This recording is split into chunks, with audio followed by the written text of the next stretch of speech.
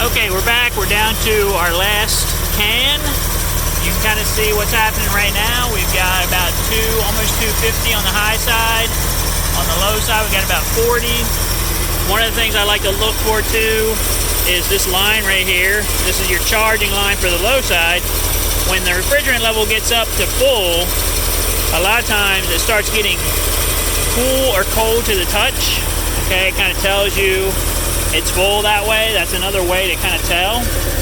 As I go up here to the front and check to see how this is doing, I'm getting like really nice AC air out of here. The thing is, I mean, it's going to get way colder once you close the entire car. You know, right now it's actually sucking in right here hot air from the engine and then chilling it down, and it's still nice and cold.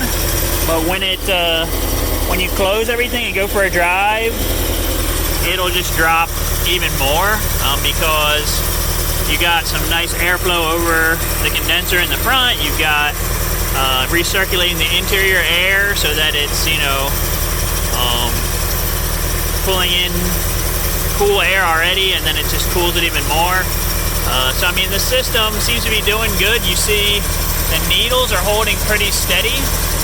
Again, that is another good sign for the compressor. If the needles were bouncing around or shaking a lot, that would be kind of scary. So right now I'm at like 35 psi on the low side.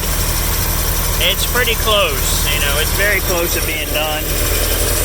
Not getting any coldness on this yet, but I don't know, I'm getting close to calling it a day. The other thing that you might, sometimes if you get close to being fully charged, is that the high-speed radiator fan will come on, because that high-speed, that high-pressure thing does that. Okay, so right now we still got our low speed fan running right now. So far it hasn't got to that point yet. But I'm going to try to get it as close to 40 as I can, and then shut it down, because I think that's going to be, you know, a good amount for us as far as our Freon. You know, I charge it to the pressures. Some people charge by, you know, it has to be a certain weight or whatever. But I've had good luck charging it with the pressures, and since I have did this about 1,000,000 times, I kind of know what the pressure is supposed to be. So I guess that's it for the moment. That's basically how I charge air conditioning systems. Again, if you don't have this equipment and your system is dead in the water like this one, I mean, this one was literally in pieces and parts when I got it, and I put it all back together and it's basically working.